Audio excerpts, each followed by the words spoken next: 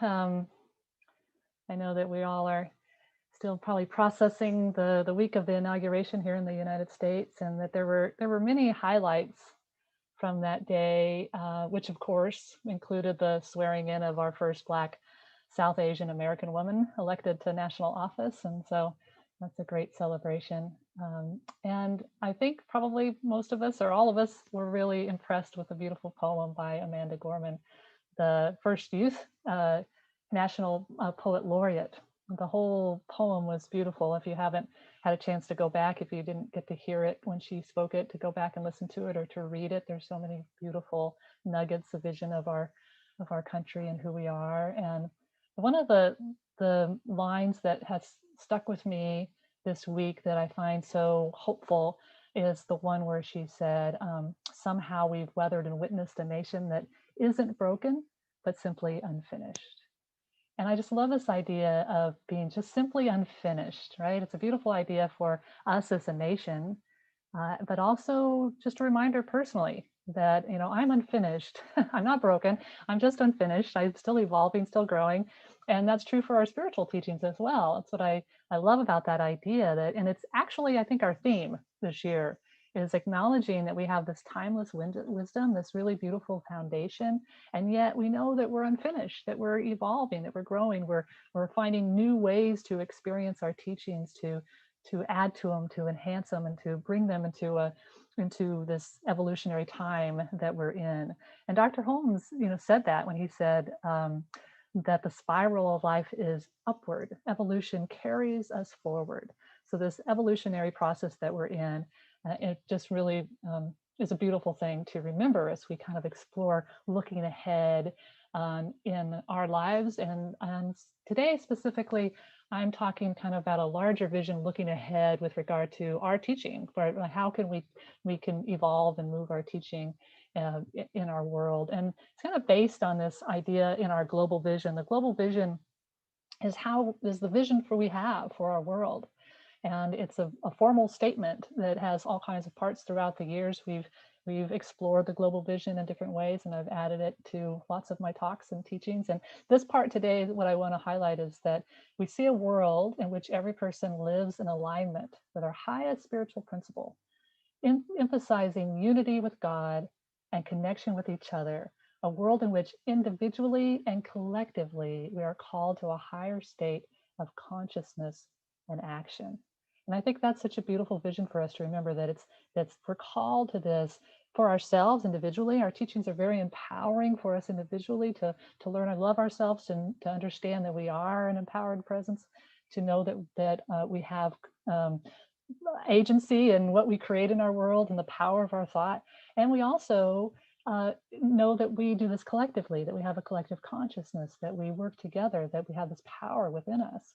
And so in the years that I've been a part of our teaching, it's been very clear that this evolution has been happening. Not our timeless principles, which stay the same, that are the oneness and the divine presence of who we are and the power of our word. These are very timeless principles. But how they can be more inclusive of the totality of who we are has been evolving.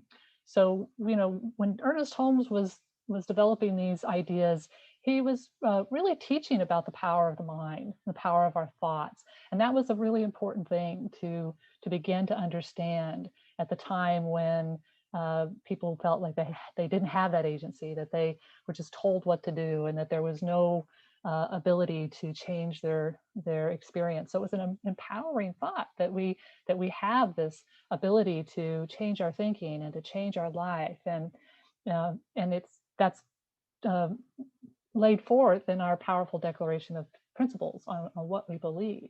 That was our first foundational teaching. And then we evolved because we realized that it just wasn't about our head, that we had a heart, that we had maybe a vision of how we can widen our circle from individual empowerment to collective healing. And that's when our global vision came about. So this is the vision of our world, that it wasn't just personal empowerment that our teachings could affect. It was the collective transformation of all of us. And that was another very powerful shift in our teaching. And I feel it now that we're called to even widen that circle even further, because we've we've really explored our mind and our thoughts, and we've begin to open up to our heart and to our emotions. And then we also have this thing called the body, right? That it's the head, the heart, and the body. And oftentimes in our teachings, we neglect the body, we neglect the physical aspect of ourselves. But I think having an embodied teaching is going to be where we really expand. And so I want to talk about three aspects of that, and how, and if you've heard me speak anytime, these aren't going to be new to you, but I'm wanting to sort of encapsulate these three ideas, because each one of these ideas can take, years to study and years to focus on. But I'm just kind of giving you a broad idea of some of these ways that we can continue to evolve in our teaching with our powerful spiritual principles and this evolving vision, this evolving idea. And so the first one is what I just said, the wisdom of the body, the wisdom of the body. And this is actually in our core teachings and our spiritual principles about creation, where we say the physical universe is the manifest body of the one infinite reality. It's the manifest body. It's the expression of that infinite, divine reality, and that infinite one reality is more than the physical universe. So creation is an expression of that, and it's inherently good, and it's ever evolving to a greater expression of good. This is being born in blessing, that we're inherently good, this expression, this physical expression in the body. And so that's a powerful idea for us to continue to remember, that there is wisdom in this physical expression. Richard Straussig Heckler talks about this wisdom. He's in his book, The Art of Somatic Coaching. He says, when we connect with the core energy of the body, we contact a vast reservoir of wisdom, of compassion, and intelligence that we have actually neglected. Over 3 billion years of embodied knowledge of survival, adapting, of social intelligence, of coordinating, of intuition, of reciprocity that lies largely unused in us. When we deny this wisdom within us, we're denying this whole 3 billion years of embodied knowledge. So that was mine, not Richard. So he goes on and says, if we learn to listen to this life energy and we act from it, there's much it can teach us about living spiritual values while our feet are firmly on the ground. This is that foundation, right? The somatic intelligence affirms the truth of our interdependence, our interconnectedness, and the power that lies beyond the self, power that lies beyond the individual self. I mean, this is the true vision of our teaching, that it's not just about this, this thought. It's about this great interdependence, this wisdom, this interconnectedness, this power that we have within us. Richard Straussig Heckler talks about what the definition of somatics is. He says the term somatics derives from the Greek somatikos. I don't know if I'm saying that right, but which signifies, you never tease somebody that mispronounces a word, because that means they learned it from reading. So, so this word, somatics means, which signifies the living, aware, bodily person. It posits that neither mind nor body is separate from the other, both being part of a living process called soma. So we can't separate our minds from our bodies, from our spiritual lives. Jeff Brown in his book, Grounded Spirituality, says, if you want to live a more spiritual life, live a more human life, be more truly, madly, deeply human. And so this is where we're going, where we're moving. So how do we do this? It's easy to say this, and I don't want to give you a couple of nuggets. So I think it starts again. I talk a lot about changing our story, kind of understanding what our story is. We know that we do this in our teaching, where we look at our thoughts, our beliefs, the things we say. And so we often, we can become mindful of how often we separate ourselves from our bodies. So we have this kind of hierarchical idea of the power of the mind. And we even say, this higher dimension comes down into the body, or we talk about, being enlightened and raising our vibration. And there's this idea that we're trying to move out of the body.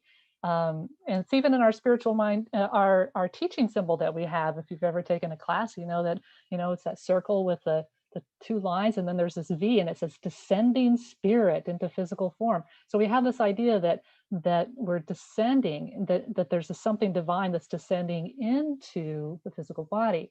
So what I've actually started doing is I turn that symbol upside down. And so instead of descending from the spirit, it's moving up from the ground of all being, right? This wisdom, and Matthew Fox talks about this stream that runs underneath, that's all connected. And so just even doing that, just even thinking about, where do I think I get my wisdom? Do I think it comes from up here somewhere, or can it actually come up through the body to the head? Can it come up from the bottom, from the very ground of our being, the sense of wisdom that can come from that divine ground of being. And another thing we do oftentimes is we separate the head from the body. The head is part of the body. But what do we say? Get out of your head into your body. Well, you're in your body when you're in your head. It's part of your body. We even use it with mental illness versus a physical challenge. We talk about mental illness. Well, that's a physical illness. It's a part of our body. So even if we change the way we even look at how we talk about our body, sometimes we say it in our and in our teaching. Sometimes we talk about, I'm not my body. I'm not that body. And I think that's a really inaccurate understanding of our teaching. I don't think we deny the body or the body's experience. What we're denying is the illusion that the body is separate or apart from the divine in ourselves and with each other.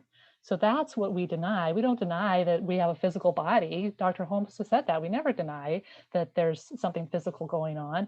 And sometimes when we say we're not our body, we're not that, we create more harm, because we're disconnecting a part of ourselves. We're shunning some part of ourselves instead of just acknowledging and loving it and being a part of it. And so Richard Strasser Heckler says again, being out of touch with our body limits our capacity to learn and evolve, and it dramatically reduces the possibility of an authentic spiritual presence. So having that understanding of our physical body helps us have a more authentic spiritual practice. And part of that is, again, changing our story, getting, having bodily wisdom that leads us. Try this with me right now. Just take your hands and lace them together like you normally do. Now take them apart and lace them the other way, with the fingers the other way. Feels kind of weird, doesn't it? So you go, this way is natural for me, but if I try to do it the other way, it feels unnatural. And it's kind of takes some time to practice to feel natural. So Richard Strasser Heckler says, knowledge is only a rumor until it's in the body,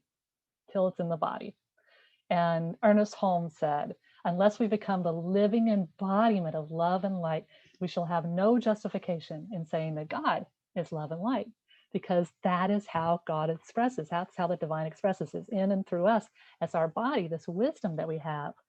I think St. Teresa of Avila said it well when she talked about this. She said, the divine has no body now on earth but yours, no hands but yours, no feet but yours. Yours are the eyes through which to look out divine's compassion to the world. Yours are the feet with which the divine is to go about doing good. Yours are the hands with which the divine is to bless all beings. So this idea of widening our circle from the head to the heart to the body is the evolution of our teaching. And so the second idea, again, not new for anybody that's listened to me talk, but it's understanding spiritual bypass and the shadow. And we have a spiritual practice in our teaching called self-awareness. Self-awareness is one of our spiritual practice. We've talked about this, and probably we might understand it more as study, that we're studying, but we're becoming self-aware. We're becoming self-aware of who we are. So this principle, self-awareness, is the practice that illuminates our alignment with each of our principles. It's the practice of being conscious of our motivations, of our internal dialogues, of our hidden beliefs. It's the willingness to observe and take responsibility for our internal and external choices. And this is the good part. Self-awareness is the foundation for conscious choice. Self-awareness is the foundation for conscious choice. And so what spiritual bypassing does is it takes us out of that conscious choice. And for those who may not be familiar, the term spiritual bypassing is the tendency to use spiritual ideas and practices to sidestep or avoid facing unresolved emotional issues, psychological wounds, unfinished developmental tasks. It's like going straight to all is good, going straight to all is wonderful. And it was actually introduced by a Buddhist teacher and a psychotherapist named John Welwood.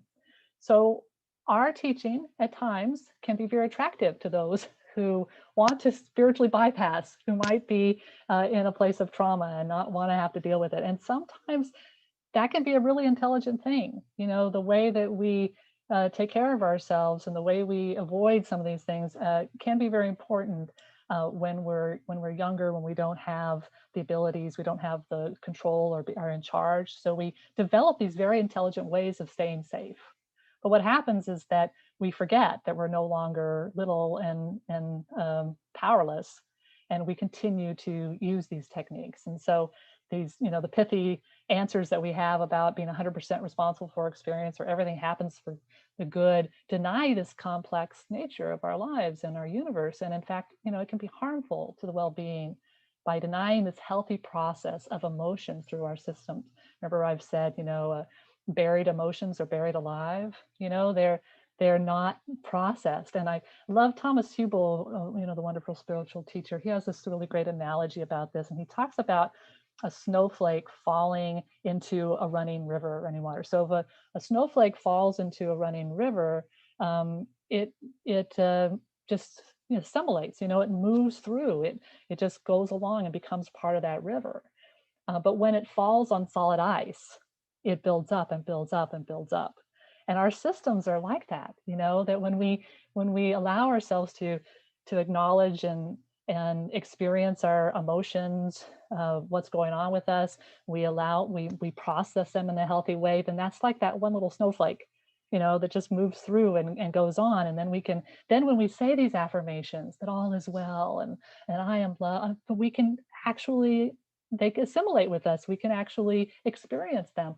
But when we freeze up, when we spiritually bypass, when we don't acknowledge the body, when we think, you know, I can't look there, I can't, you know, we don't allow ourselves to feel those emotions, that's like the solid ice. And so when these snowflakes come of trauma or drama or, you know, somebody getting mad at us or a pandemic or, you know, whatever it is, it just lands. It does it, and it piles up and piles up and piles up, and it doesn't allow us to process and to flow. So, you know, Dr. Ernest Holmes said that in the science of mind, we do not say everything is all right when it is all wrong. So we never say that we don't acknowledge it. And again, sometimes that's our intelligent thing to do. Sometimes we need to do that. Lissa Rankin talks about when she was starting to heal and she was kind of doing these, you know, understanding a little bit more about her. She said she called it bliss hunting. She went to just feel good. She just went to, where do I find the bliss? Where do I find the good? And that can be a really nurturing, loving thing to do for ourselves sometimes. We need to do that. We can't be always looking at, you know, all those things. But if we stay there, if we're, you know, when things start to get more challenging, we jump and we go someplace else. You know, Matthew Fox talks about in our spiritual practice, when we're, it's like drilling a well, drilling down to get to that ground of being, that stream of consciousness. And if we get on one path and we start practicing and we drill a little bit, but then it gets uncomfortable, it gets hard, we find some rocks, we go and we drill over here and we get a little farther and, you know, we find some rocks and up and we drill over here, you know, we never get to that stream of being. We never get to that truth of who we are. We have to stay with it. And so this is what it is. There's times when we need to you know, have the fun and know the truth and feel like it and, you know, not look at it. But if we keep doing that, then we never get to that deep will of being. We have to go through it and acknowledge it and deepen into the truth of our as we are. And in this for ourselves, we can be compassionate for others.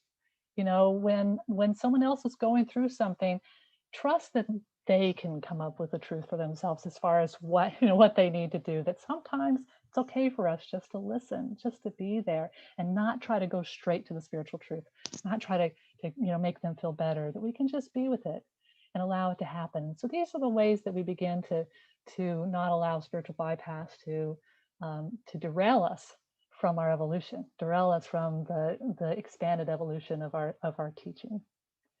And then finally, the last one is we must heal our individual and collective trauma, that we must do that. So we have been experiencing individual and collective trauma for quite a while, specifically over this last year with the pandemic and systemic racism becoming much more aware, and the political arrest we've been under.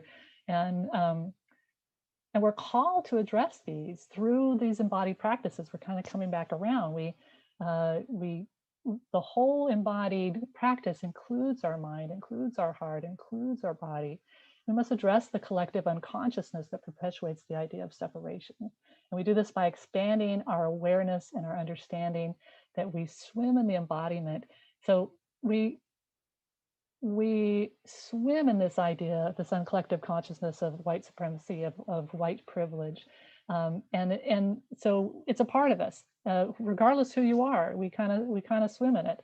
I saw a social media meme that said, white supremacy isn't the shark, it's the ocean.